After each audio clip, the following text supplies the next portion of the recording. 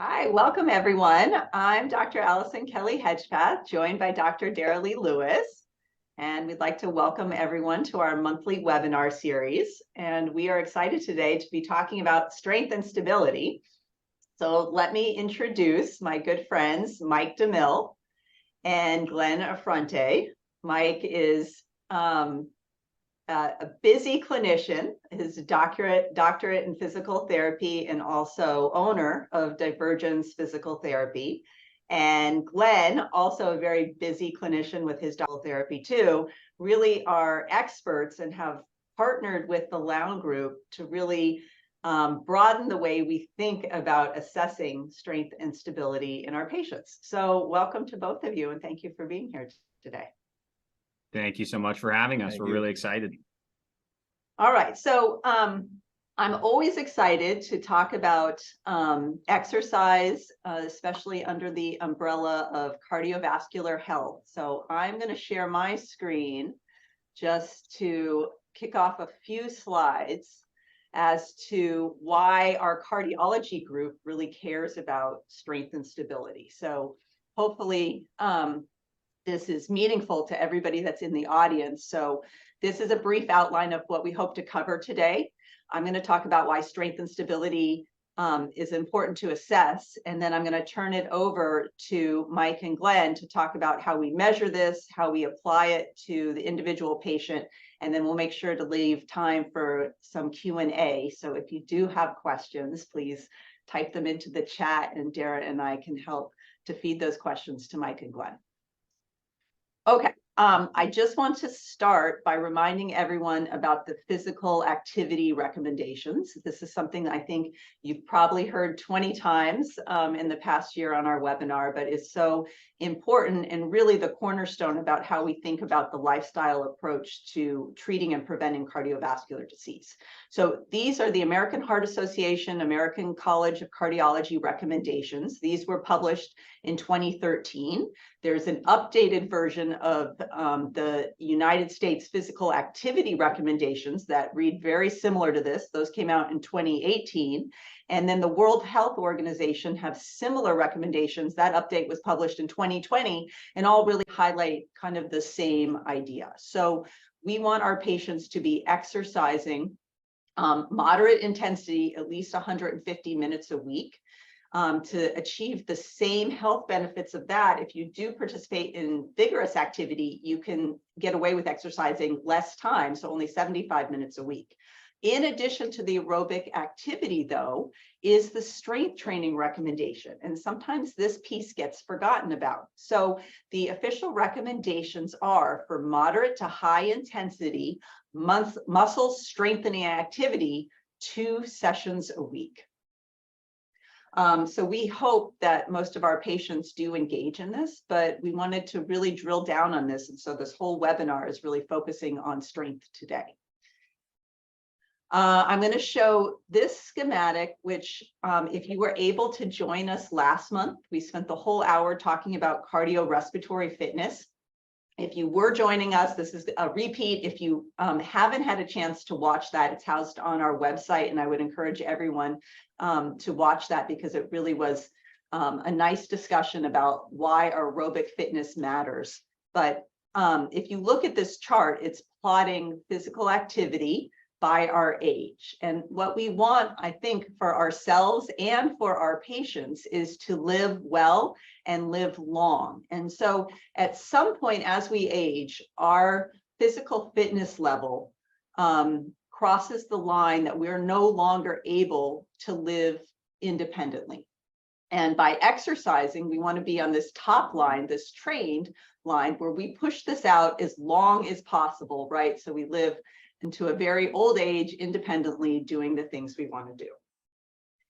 This is really important when we're talking about strength training as well. And not to be Debbie Downer, but I do want to start off just with some, basic statistics that I think everybody should know. So this is data from the CDC, and it's really looking at accidental deaths. And I want to just draw everybody's attention to the yellow here. These are falls. And you can see that starting around age 65, fall risk actually attributes a significant proportion to unplanned accidental deaths. And certainly when you're in this oldest age group, 85, a fall is really detrimental. So how do we prevent falls? Well, we need to be strong, and we need to start thinking about this early. So this is a schematic that's really more specific to muscle strength than the general physical activity I showed you a couple slides ago, but it's plotting our muscle strength by age. So in our childhood into our 20s, we're gaining muscle strength. This peaks somewhere between our 20s and 30s and then kind of plateaus in early adulthood.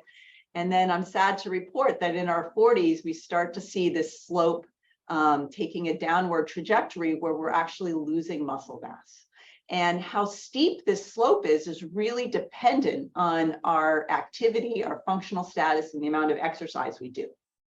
So we have a lot of ability to really maintain our muscle mass with the right activity. And that is why Mike and Glenn are here to share some pro tips with us today. One last slide. I just wanted to remind everybody that strength is important when we think about mortality outcomes. So apart from just falls, we have a lot of longitudinal studies that assess being sedentary, having muscular strength training, having aerobic training, and then having both. And it looks like if you train both for your aerobic fitness and with strength training, you get the largest mortality decrease, the biggest survival benefit. So that's what we're going to talk about today. Now, unfortunately, sometimes it's difficult to know how to strength train and how best to improve our mobility if we're limited. And most of us have some injuries, some pain, some limitations. So I just show these definitions from the 2018 physical activity guidelines, just to talk about the complexity, right? So these are terms everybody's heard: agility, balance, skeletal muscle fitness, power, and strength. When I see patients in the office, it's really difficult for me to assess these, right? Or to give this an objective measure. So that's why I think the work that Mike and his team are doing is really key. And so with that, Glenn, I'm going to turn the slides over to you, and maybe you can help us understand how we should be thinking about our strength and stability. Awesome. Yeah, thank you. Yeah, so perfect. So that's definitely like a good overall like introduction to pretty much everything that we're going to go through here. So what we've been doing is we've came up with a strength and stability assessment. We're basically trying to get as objective as possible when it comes to measuring strength. So when it comes to, you know, and really what we're doing is we want to keep in mind that we're looking at this through the scope of longevity. Right. So exactly what those charts were indicating were like, how long can we keep going for like a high level? So with that in mind, we have a quote here from, he's an exercise physiologist. He's actually someone that we adopted a lot of training philosophy from and incorporate a lot of his training protocols into our own programs. So it's Dr. Pat Davidson, and he says that in one of his books, that as old age nips at our heels, the best way to escape its grasp is to maintain as much muscle mass, bone density, aerobic fitness as possible for as long as possible. So pretty straightforward. I don't know if we'll find it on any like bumper stickers, but the straightforwardness of it is really how we're taking our approach when it comes to integrating all of these things into our clients' programs. That we want to make sure that we're hitting on things like muscle mass, bone density, and aerobic fitness. And like you said, Dr. Hedgepeth, I think it's true that as we age, that the strength part or the strength training aspect of that sentence might get lost every once in a while. So before moving forward, let's take a step back and let's just define what we mean by longevity, right? So we could basically break this up into two subcomponents. So we have just lifespan, which is just simply the number of years you will live. And then we have the health span, which is the number of years you'll live in generally good health, right? So our quality years, and we want to extend those quality years for as much as possible. Right. And those charts did a good job indicating before that we do have a little bit of control over that. So I would argue that both the lifespan and health span require a little bit of luck. And I think genetics definitely plays a part. But however, health span requires action. So our goal is through this assessment and by the end of this talk is to show you how we've been coming up with a plan of action for our clients to implement to keep you as strong as possible for as long as possible. So with that in mind, we'll just kind of go through a little thought exercise here. So if I was to ask everyone on this call, but I'm not really going to, no one's going to obviously answer this out loud, but if I were to ask, who could tell us your height, weight, your blood pressure, your cholesterol or LDL ratios, your A1C, or any other biomarker test that you might have been given in the past, like off the top of your head, how quickly and how accurate could you probably reiterate where you are on some of those measures? And my guess is that most of you, or a good portion of you, probably could tell us most of these things off at the drop of a hat, right? And what we want to realize is what are these biomarkers? What are they giving us really? So it's objective information or an indication of where we are, right? So if we want to think about this in the context of, let's just take blood pressure, for example, right? When you go to a follow-up visit or a physical, you'll get your blood pressure taken, and then right then and there, you'll find out where you are relative to your blood pressure, and then where you ought to be, right? So let's just say that, for example, maybe it's a little high on this visit around. What's going to happen next is that you're going to get your measure. It's going to be a little bit high, and then it's going to be followed by an action plan to get you back to your baseline or what's normal, or what is appropriate for you. And that action plan might be just as simple as a change in diet, exercise, maybe it's a medication or some sort of intervention. But the point is that there will be a plan carried out to get you back to baseline. So when we think about this same scenario, but maybe in the context of strength, my question is how many of you could tell me how strong you are, and objectively tell me how strong you are, the same way you'd be able to tell me objectively what your blood pressure is and maybe how far off you are from baseline. And maybe another way I could probably ask this question is how strong are you compared to last year, right? Or last visit, right? Because when it comes to things like, we'll just stick with the example of blood pressure, you'll know, right? From last visit to whether it was maybe 3 months ago, 6 months ago, last year, but objectively you could see how far maybe you've come off baseline. Whereas in the question of strength, right? If I asked you how strong are you, just overall objectively, that would probably be really hard to answer, but it'd probably be even harder to answer if I asked how strong are you today compared to last year or your last physical visit, right? And it's kind of a trick question, right? Because I think what we found and what we're trying to, fix would be the word, is that it's rare that we ever, as a healthcare industry, measure overall strength in any sort of meaningful way.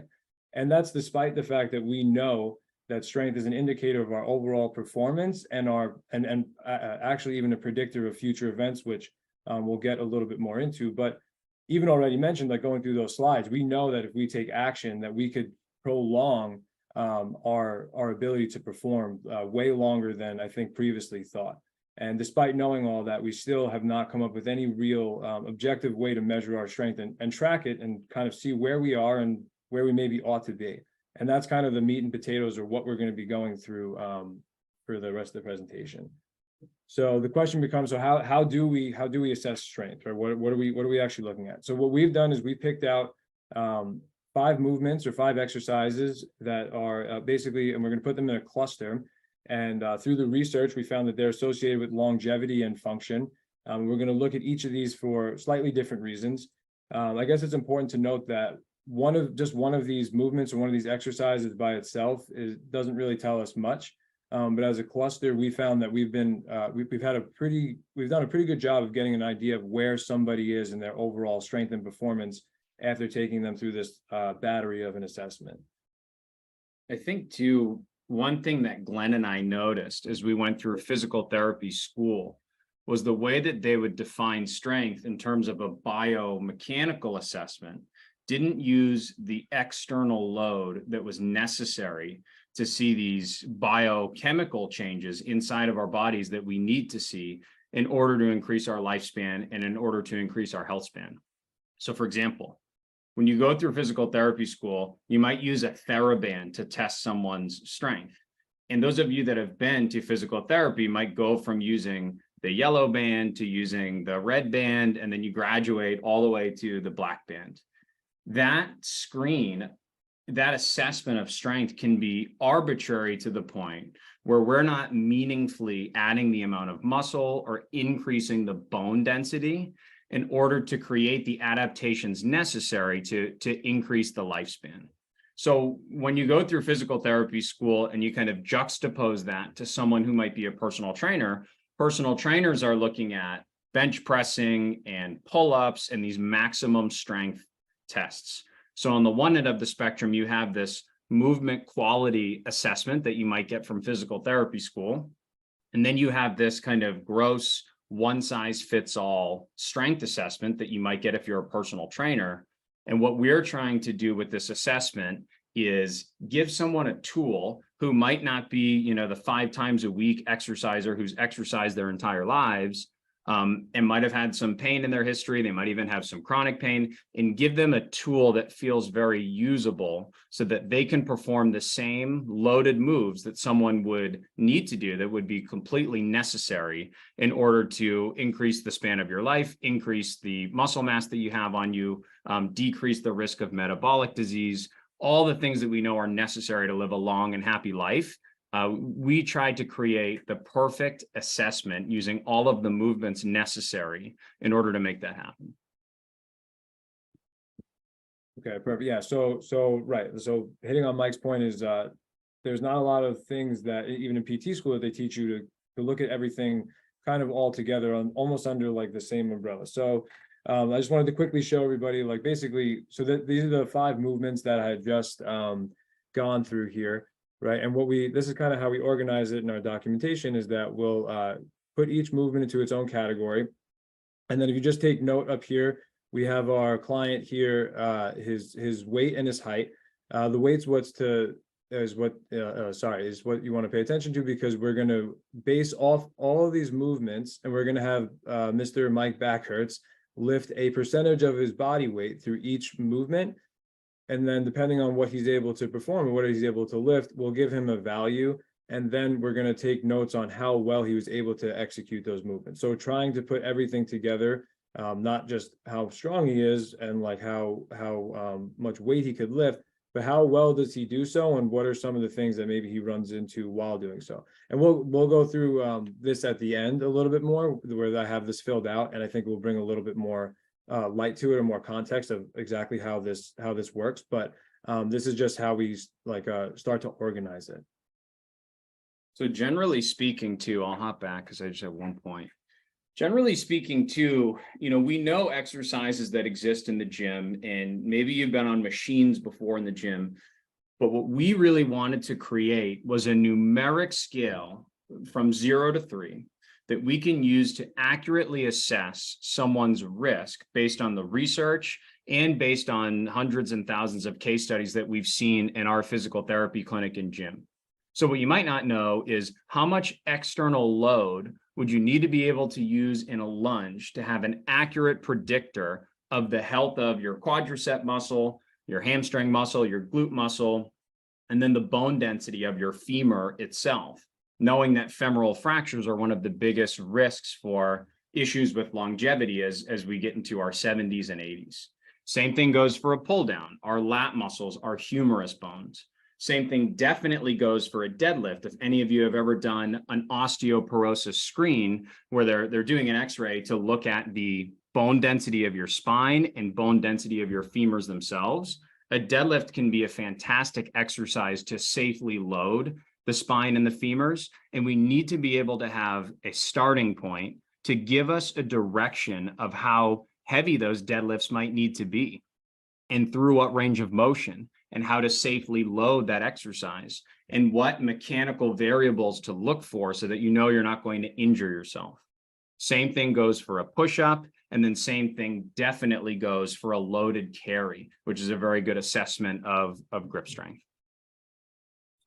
Yeah, I think that's right. So what we'll do is I want to walk you guys through the 5 movements of the assessment, but almost as if I would like if we were actually going through it. And then I want to basically talk a little bit about 2 different points or aspects of all of the movements. So each movement basically has a functional aspect And you could replace the word functional with why you care about the movement or how it presents itself in your day-to-day life. And then each movement also has a clinical aspect, and you could think about that as why we care or what we're thinking about when we're prescribing these movements or going through these movements within the research. So the first part of the assessment will be a single leg squat, or simply put, a lunge. And what we'll do is we'll have people grab dumbbells based off of their body weight, and then we're going to have them perform a lunge on each leg, and we're just basically going to take them through the ranks to see essentially how much weight could they lunge successfully on one leg at a time. So now functionally, right, or how this movement like relates to day to day is almost pretty obvious, right? This is getting up and down from the floor, which is, I think, an absolute necessity for someone to be a functional human being. We mentioned falls a couple times on this conference already, and I think that falls are terrible, and they're we want to try to avoid them. But sometimes it's inevitable, and I think it's just as important as to avoid falls. It's almost probably more important to be able to get yourself up from a fall or recover from a fall. And if we don't have the appropriate leg strength to do so, that's going to be increasingly challenging. So if we want to just like take a quick look of what we're talking about here. So one of the things you'll notice as our patient case here goes through the split squat is this might not be a traditional lunge as you would think of it. So the ultimate goal here is to be able to do 10 body weight lunges with the back knee touching the floor, as you see in the video, for 10 repetitions on each leg with 30% of your body weight total. So in other words, if you were 200 pounds, you would have a 30-pound dumbbell in each hand, which if you've ever tried that, it's pretty difficult to do.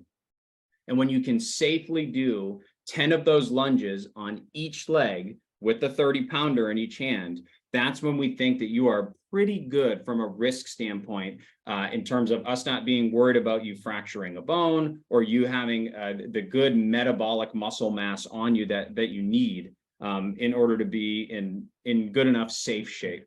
So if you take a look at the video here, as we're working on our way to get to that full 30% of body weight with the split squat, we can use some different regressions of the exercise to make it easier and to make it safer to build strength. So our patient here is only holding on to the dumbbell in one hand, and he's using an assist for balance in the other hand. Now, one of the things that we notice is as we start to get stronger and as we start to practice the movement itself, we improve our balance to the point where we no longer need the hand support. But we wanted to give you an idea of a patient who's in the middle of this protocol and some of the affordances that they might use to make the movements easier so that they can safely complete them. I think too, one of the pre-questions that came up for this webinar regarding knee health that I wanted to talk about a bit. So maybe like 10, 15 years ago, we used to think that in order to keep the knee joint and specifically the patella safe, we had to not allow the knee to go over the toe. We thought it put an excessive amount of anterior pressure on the front of the knee. So we told people to try to avoid having their knees go over their toe. What we know now is that to not only safely do an exercise like this or an exercise like a squat, but also to functionally move throughout the day, we need to allow that knee to go over the toe to appropriately and safely build the quad, and also to keep a full range of motion through the ankle to functionally perform tasks. In fact, they did one study where they compared two groups, a knee going over the toe group and a not knee going over the toe group. And not only did the knee going over the toe group not have anterior knee pain, but in an effort to use this unnatural form where their knee wasn't traveling forward, balancing out their entire body, they actually hurt their backs in the process. So if you've ever heard, don't go knees over toes, we actually have a lot more updated information now. Right, so finishing up this slide when it comes to, so we mentioned the functional aspect of the movement, right, was getting up and getting down. And then clinically, so why are we looking at this? And this is a big point. This is probably an overarching point that I'm about to make for pretty much everything that's to follow, but it's definitely most relevant to the lower extremity. So there's studies that find that over a 3-year period, healthy older adults experienced a loss of 8.8 to almost 9% of their lower extremity muscle power, right? So their ability to produce force through their lower extremity. So that averages out to about a 2.9 or almost 3% decrease per year, which is pretty significant. So, which is, that's going to, pretty quickly affect our ability to be independent when it comes from getting up and getting down from the floor, for sure. So how does this happen so fast? And I think what's interesting about this study, what they found is it's probably not in the way that you think, where like someone's muscles just gets smaller, right, or atrophies, although that might be part of it.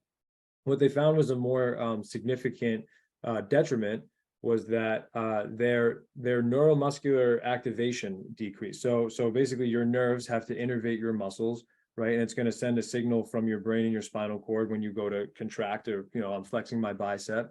And that's how you end up contracting it. So what they found was there's a decrease in basically ability to fire, right? And ability for that nerve to conduct. And that was actually one of the earlier signs of someone losing strength before they actually started to lose actual muscle mass or tissue, right? So it's not just about gaining bigger or smaller muscles, right? The third component, it is getting, the muscle is atrophying. Then there's the decreased firing, which is probably the most significant.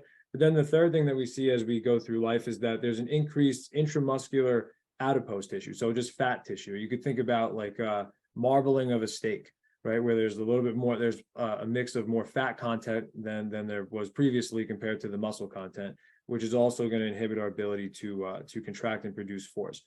So again, this study was looking at the lower extremity, and most of them do, because that's definitely, or arguably, one of the most detrimental areas that this loss of muscle could happen to. But this is definitely an overarching theme of what is going on and why we're losing muscle as we age. So the next movement that we would look at with somebody with this assessment is going to be the deadlift or a hinge movement. So functionally, I would argue that the hinge is maybe the most functional movement we do as humans. I think that, everything from picking up your kids, your grandkids, to lifting heavy boxes. I think that, we find ourselves getting into this position quite often, probably more so than squatting, right? Whereas, I think aside from putting a barbell on your back and squatting it up and down, it's not very functional that we're squatting weight all the time, whereas we're probably ending up in more of a hinge when it comes to lifting heavy weights on and off of the floor. So clinically, Mike did a good job of mentioning this before, is that the deadlift is really a slam dunk of a movement. And specifically, if we're talking about osteoporosis, that a properly executed deadlift and a well-loaded deadlift will assess or rather address the critical areas that are affected by osteoporosis, being the hip, the spine, and the wrist. So it really is a catch-all movement in terms of like functionally and clinically. And I would go as far as to say that I have pretty much everybody that I work with doing some variation of a deadlift. Now, it might not be a kettlebell deadlift or even like a traditional barbell deadlift, if that's what you're thinking. But we're doing some sort of hinge with pretty much everyone that we're working with for a lot of reasons. I think too, one thing I forgot to mention with that first slide, the gentleman you saw doing the split squat, he is 77 years old. If you could start to like maybe put yourself in the shoes of the people that we have the videos of here. And he first came to us as a physical therapy patient from a left partial knee replacement that I think he had done maybe 15 years ago, and a right total hip replacement that he had 2 years ago. And you saw him going through a full range of motion, loading up that split squat. This patient here came to us for chronic lower back pain. So getting out of the pain was the primary concern. And then when we started to treat her pain with various exercises that we would do that may not be all that different from what you have seen in physical therapy before, after she was out of pain, the next task was to kind of diagnose and treat and work with and use heavy lifting to address some of the osteoporosis that she was having. So we had to pick a heavy loaded exercise, in this case, the hinge, which is a fantastic choice to work on that, like Glenn was talking about, in order to deal with that. So you can see her here, she's going through perfect form. She has perfect posture as she does the exercise, and she's able to load that up very effectively for 10 repetitions here. The reason why I picked this specific video to show is that the marker that we use for a full preventative decreased risk for these issues that we're talking about with the deadlift, our perfect 3 out of 3 score is 50% body weight. So I think that's maybe like a 50 or 60 pound kettlebell for this particular patient. And she's able to lift that 10 times with relative ease too. And that maybe took us 6 months to get to that point. But now she's lifting, scoring what we want her to score on that strength and stability assessment. And her osteoporosis x-rays have improved significantly as well. So moving along more to the upper extremity is the push-up. So functionally, or how we assess it is we start elevated. So you could see she's doing a push-up. It's probably about hip or thigh height, and then we'll progressively work our way down to the floor if appropriate during the assessment. And functionally, this again is getting up off of the floor, right? Or maybe even pushing a heavy door, but more importantly of the two is definitely being able to get yourself up from the floor in the event that a fall happens, right? So being more resilient overall as a human being. So clinically, there's the interesting study that was looking at pretty much the same thing that we're trying to look at, and they wanted to see if there was a physical assessment that could be readily available to pretty much anybody, like assessing a push-up, and if it would have any correlation or relation to cardiovascular disease in the next 10 years. So what they did was they took participants and they had them do a bunch of push-ups, or as many as they could. And they followed them over a 10-year period. And what they found was that for the participants who were able to complete 40 or more push-ups, which is definitely a substantial amount of push-ups, right? It was a little limited. This is all men, right? So 40 is definitely relative. But in any case, if they were able to complete 40 or more push-ups, they had a 96% reduction in the incident of cardiovascular disease following 10 years, compared to their counterparts who were only able to complete 10 or less push-ups. Now, 40 is pretty impressive, but what's interesting is they found that there was still it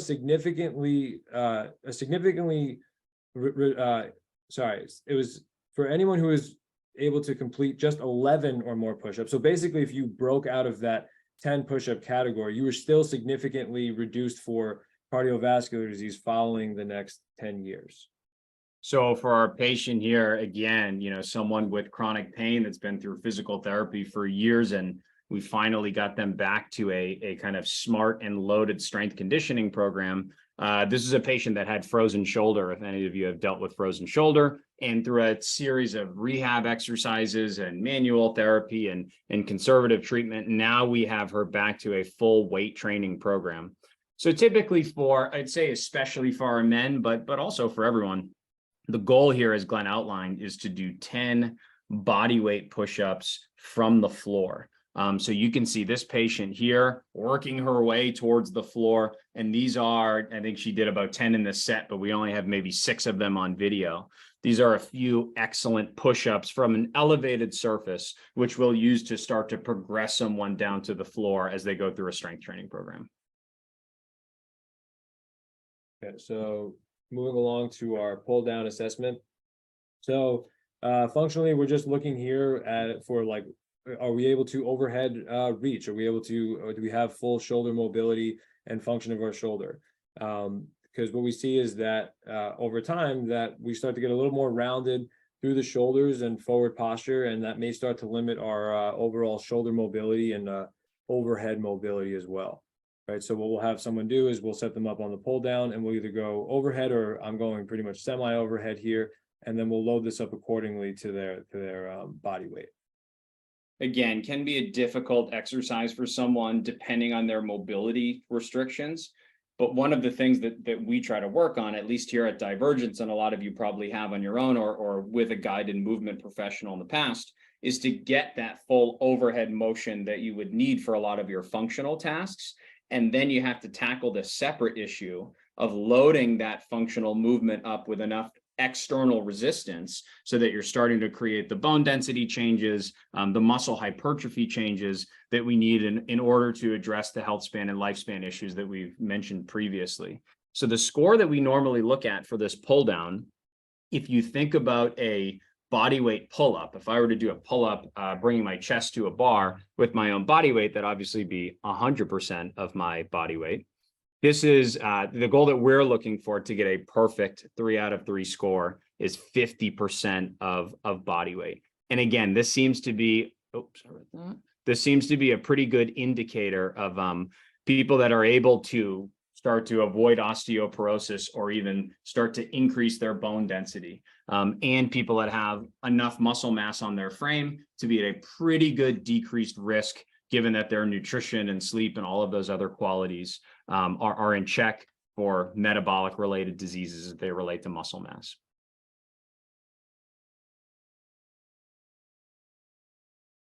Okay, so for the last part of the assessment is we'll take someone through a loaded carry, right? So we're just basically, or farmer carrying across heavy dumbbells across the floor. So in reality, we could probably go through an entire lecture on just grip strength alone and its association with someone's overall strength and performance. But and that's a huge reason as to why we added it into the assessment and why we look at it. But really what the research says by and large is that it's basically confirming what we might already know going through the previous movements that we just looked at, right? Whereas depending on how strong someone's grip is a huge indicator on their overall strength and performance. It has a bunch of associations through someone's functional mobility and can be a huge predictor of somebody's strength and where they're going in the near future.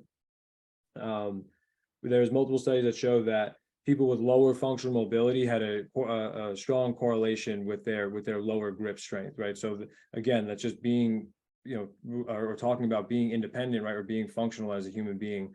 We want to make sure that we're keeping up to date with everything. And then functionally, if we have increased grip strength, right, then we're able to lift heavier weights, right? And then make ourselves a little bit more stronger and robust, like with all the other movements. Perfect. Yeah, as Glenn mentioned, this is a pretty good proxy for the rest of our exercises. We know from a lot of this correlative data that if I have a good grip strength, it's probably because I've been actively using my upper body and even my lower body for my entire life. So really what we're measuring is the people that are already strong.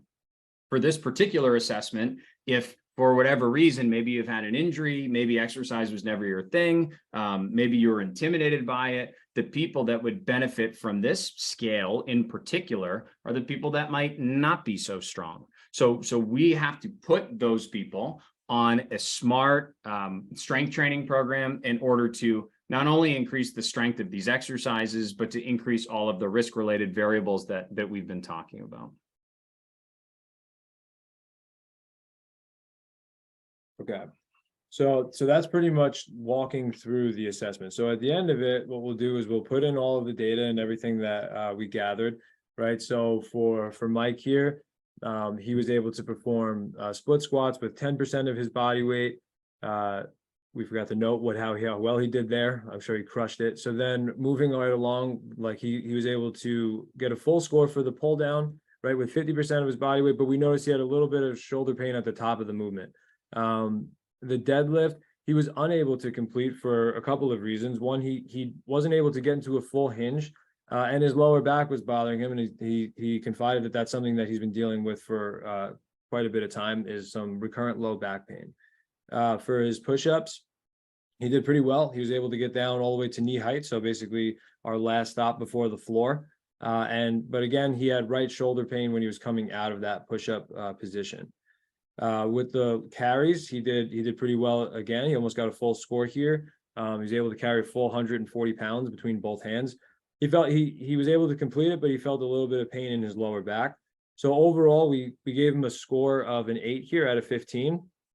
And then we really want to, what I wanted to do is go through what we're talking about with this note section and how we're just assessing more than the value. Right, and basically how we're thinking about putting all of this together for Mike when it comes to his action plan. Right, so going back to the first 5 minutes of the lecture, the whole point of this is to find maybe where your deficits are or how far off from baseline that you ought to be, and then put together a comprehensive action plan for you to start to work on some of these things. So if we looked at it, Mike's scores from a global view here.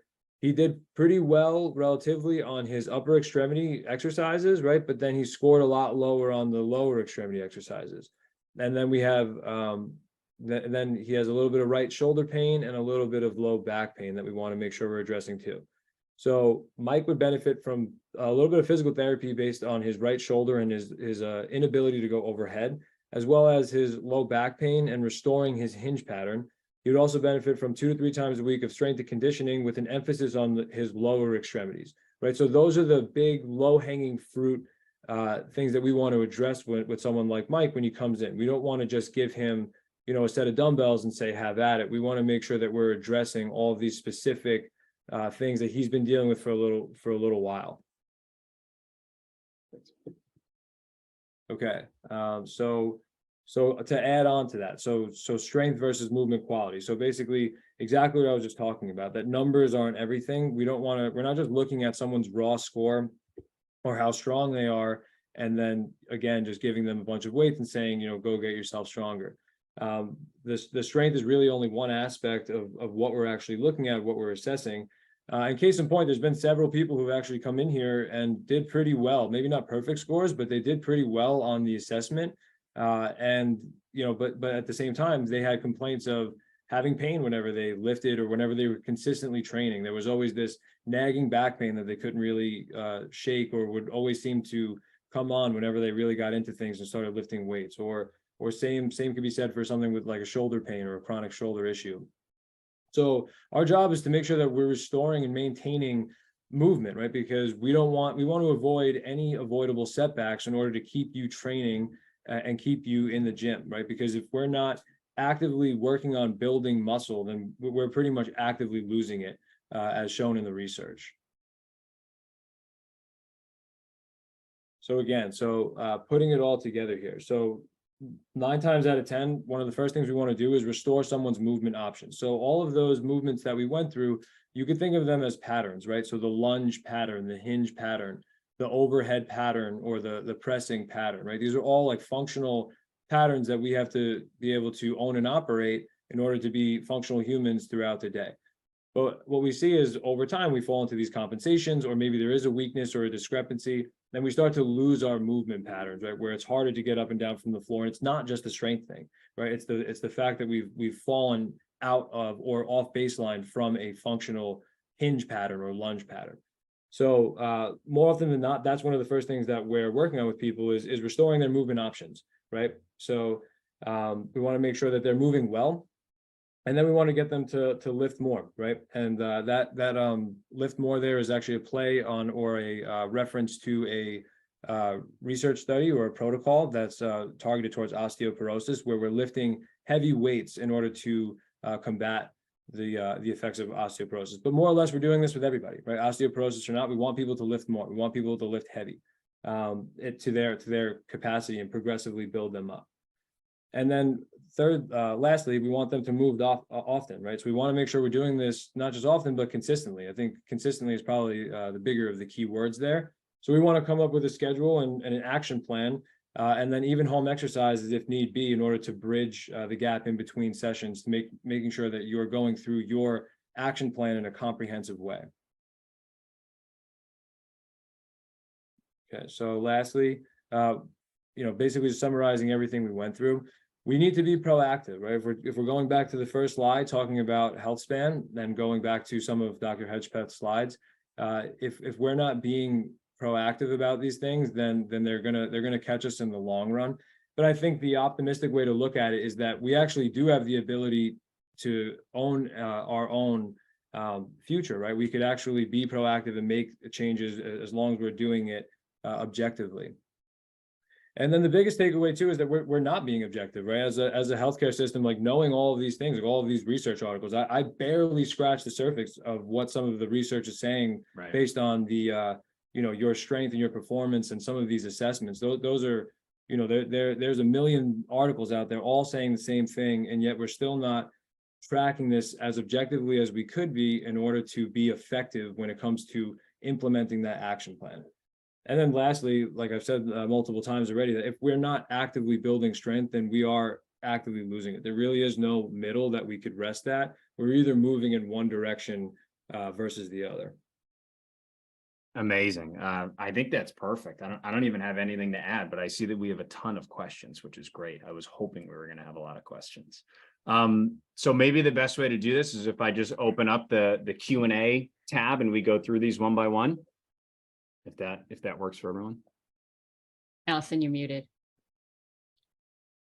Sorry about that. I was going to say maybe just come off screen share too, and we can just Yeah. help to walk through some of these questions, because I think that was a really great talk, Glenn and Mike. And I think, you know, you ended with this idea, right, on, you know, how do we really quantify this? And I think that's what doctors and patients really struggle with, right? How do I know how I'm doing, right? I think maybe you could just talk kind of an overview to your approach. Clearly, if somebody has pain, right, that's maybe a hint on where you go. But if you just are aging, how do you approach patients in general?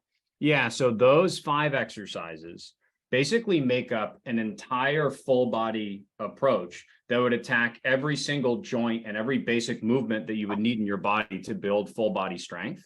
So literally that assessment, those 5 exercises, the split squat, the pull down, the carry, the push up, and the deadlift, you could make a strength training program out of those 5 exercises.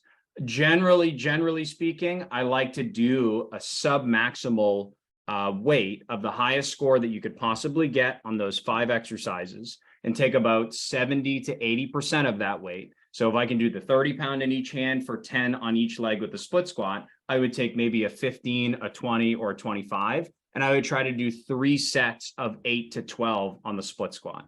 I would use that same formula and do it for all of those 5 exercises. And that gets you to your, 2 bouts of 60 minutes of vigorous exercise 2 times a week. Now, you might be listening to this and saying, all right, I would have no idea where the heck to start. I've never done a lunge in my life. How am I going to do a loaded up lunge? Well, I would recommend you go see a strength training or physical therapy professional. What we do here at Divergence is that strength and stability assessment might be about 30% of your evaluation. We're also going to take a detailed medical history, and we're also going to give you a full body assessment of every single joint to make sure that there aren't any limitations to use strength training safely. So that would kind of be a good way to start, but really the key is to see a professional that can help you specifically. So I'll read a couple of these. The first one is really relevant to what you just said, Mike. I'm 75 years old and have not exercised in years. I have some arthritis in my knees. Can my downward curve on the chart be leveled off, or is it too late? Oh, I love it. It can definitely be leveled off. And really, like, the only thing that you need to do is start. And that's why I put up some of those videos. So the good thing about these big foundational exercises is we can regress them to the point where literally anyone can do them. So you can regress exercises by making the load less. You can regress exercises by hanging on to an external support. You can sit down to like a bench as a constraint.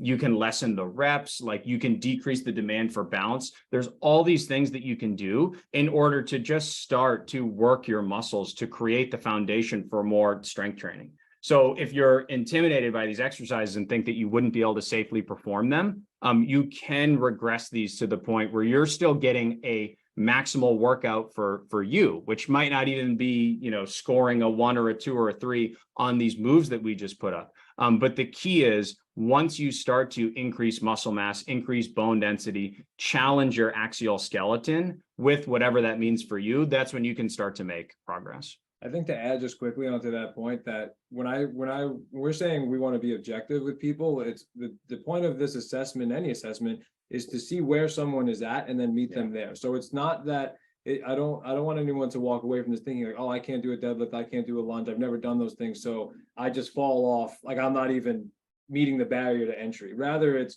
well, where are you exactly and objectively, and how could we build you up to whatever reasonable goal it might be, right? So it's not, like Mike just did a great job of explaining, that there is an exercise out there for virtually anybody, right? And we're here to find that and like implement that to your level. There's a couple of questions that are highlighting age, right? And I do think from the published literature, we really have good evidence at all decades of life that you can improve your strength, your functional status, and your cardiorespiratory fitness. So age should not be a reason that that you don't attempt this. I do think that we also want to be smart about not getting injured, right? And I think that maybe is to Mike's point that sometimes it's nice to have an objective assessment, right? So you don't hurt yourself kind of doing too much too soon, but age alone is not a reason to strength train. There are a good question here about core strength. Is this less important and is it incorporated into the arm and leg assessment? Yes. So one of the most important pieces of coordination, safety, balance, posture is going to be the way that we utilize our core. What all 5 of these exercises do is, without directly isolating the core, you need to be able to create what we call good axial skeleton position in order to safely move the weights and maintain correct body posture. So in other words, if you see someone whose hips sway way outside of their base of support when they ought to be underneath their base of support, that's a lack of core control. And we can identify that in the middle of an exercise. If somebody's shoulders start to slump way forward on the lat pull down, for example, we might give them a few other core exercises to help remedy that before they get back to the pull down. So core strength could be a prerequisite depending on what we're seeing from a movement quality perspective with these exercises. And it might be something that we might want to isolate in order to help improve the movements, but it's something that is going to be in play in every single move that we make. In other words, if someone's scoring a perfect 15 out of 15 on the strength and stability assessment, they have good requisite core strength. If someone's scoring a 4 out of 15 and they can't do the squat or the split squat without having to grab onto something, and they can't do the deadlift without feeling it in their lower back, then there might be some core stability and core strength issues going on that we would address in order to improve their score on the strength and stability assessment. So that's a really good question. I also think it's important to identify that the core is much more than like the abdominals, for example, right? Yeah. I would consider like the glutes or the hamstrings part of the core, right? Because they're going to have a direct influence on the lower body and the pelvis and stuff like that. So, and just to kind of add light to what Mike's talking about when we're talking about, like, you know, using the core light or the core is worked into all of those movements, regardless of, you know, if they have strong abs or not. There's no, I don't think there's an orthopedic, like, scientific definition of core right now. Maybe that needs to be our next webinar. We'll come in here, we'll define the core. I love it. So there's a good follow-up question then, as we're talking about core. How important is breathing during exercises? Yeah, so breathing's incredibly important. The specific type of breathing that you're going to need in order to be successful on what we're talking about is the creation of intra-abdominal pressure. So if you go to lift something up off the ground or pull something down from over your head, you need to create a lot of intra-abdominal pressure via core stiffness in order to do that. So it's something that can certainly be taught, and we have several coaching cues in order to do that. If you have an injury history, or if you have something like COPD or asthma, again, we might do some extra breathing accessory work. And that's kind of where the physical therapy end of this comes in. But again, if you're doing these exercises well, and you're maintaining your body position while you do them, then you probably have the unconscious breathing techniques necessary in order to be successful.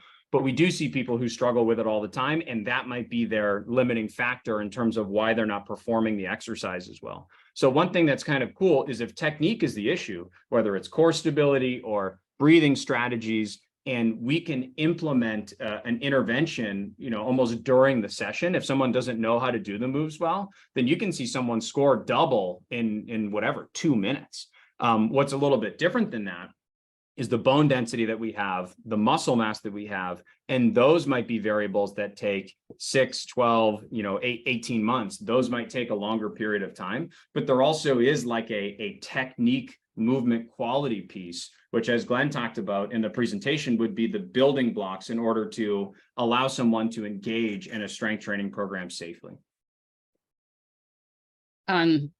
This is so great, and I'm learning so much. I thought I knew a lot about exercise, but I obviously have a lot to learn. To go on record that Dr. Lewis was the first person to get a perfect score. Perfect score. Strength and stability test. So That's right. That was a little bit of something. Yeah, that's right.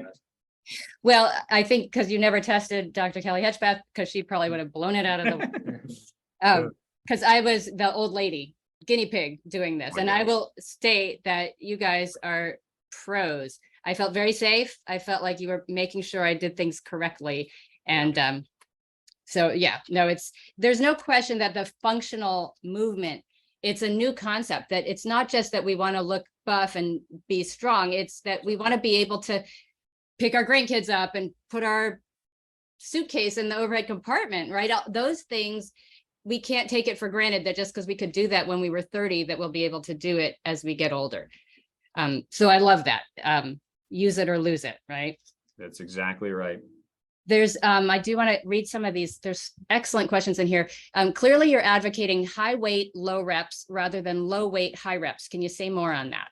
Yes, I could talk a lot about that. It's a really great question. So the repetitions that we use in the strength stability assessment is actually 10 repetitions, which I would call kind of the middle range. They actually just came out with a research study that compared 8 to 12 reps versus 15 to 20 reps in an it was an osteopenia cohort. So it was all, and I believe it was all postmenopausal women that did that. And what they find is on the higher end of the repetition range, and I'd say relatively lighter weight, but it has to be equated as if it were a similar weight at 10 reps, it would just be heavier. You can go a little bit lighter the more reps that you do. With that being said, when you start to get above 20, 25 reps, you do lose the benefit of the mechanical tension necessary in order to build muscle. So not to get too nerdy on everyone, but there's 3 major mechanisms in which you build muscle. There's mechanical tension, which will usually be about 1 rep to about 8 reps or so. There's muscle damage, which is usually in the 8 reps to about 12 repetition range. And then there's metabolic stress, or like feeling heat and feeling acid, feeling that burning feeling in our muscles.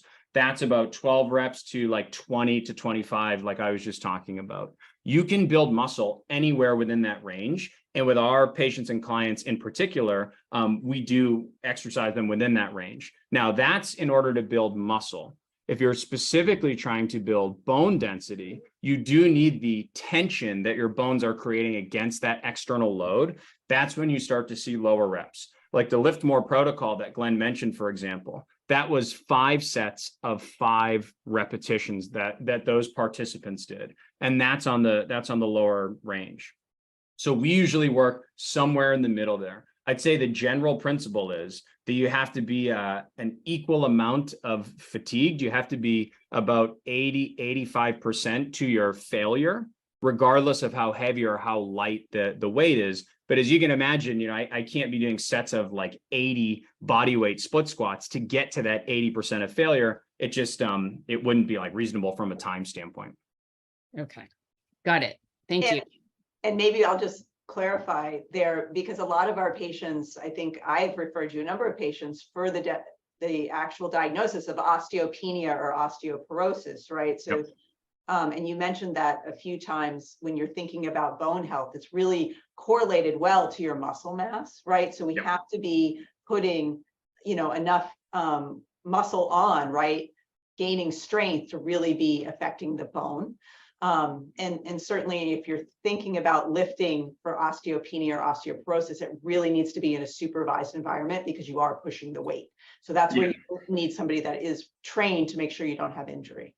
I think that's the challenge with a lot of this is the exercise protocols that we'd feel very confident carrying out on our own, especially if we're not used to exercising, wouldn't be difficult enough in order to derive the specific benefits that we're talking about. But to undergo protocols that are intense enough where you would get the benefit, that they're going to be technically riskier. And that's where you want to be very specific about the form. So it's kind of a tricky balance to strike there. Wow, unfortunately it's 3:30. I feel like we're just getting going and there's so many good questions. What we'll do is, if it's okay with you guys, we're going to print these questions out and we'll email your answers out to the audience afterward. Sure. And I just want to say, so we've covered so much ground, and I think the take-home message here is that as we get older, if we sit idle, we actively lose muscle, and that we need to keep staying active in order to stay functional. So there are many ways to do that, and you've given us one protocol for it. And someone had asked in the chat where your offices are, and unfortunately not in Brookline, but in Wellesley and in Waltham.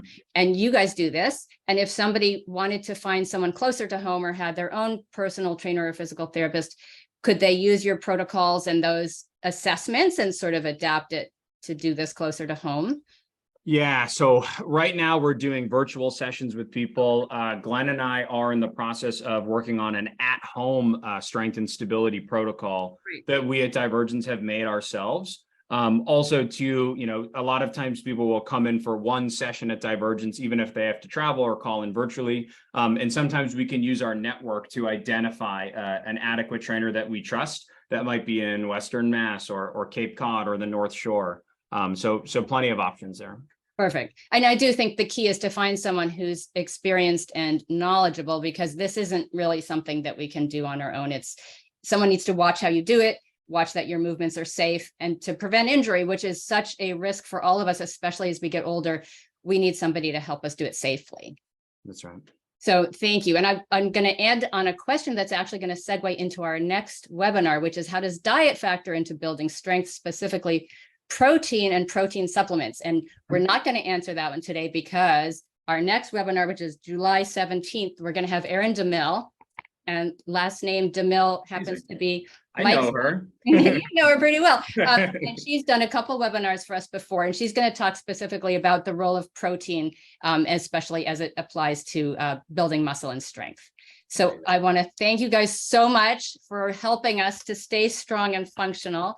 And thanks to the audience for all your fabulous participation and the great questions. And I hope you all have a wonderful day. Perfect. Thank you so Thank much you. for having us. Thanks, guys. Bye, everybody. Thank you.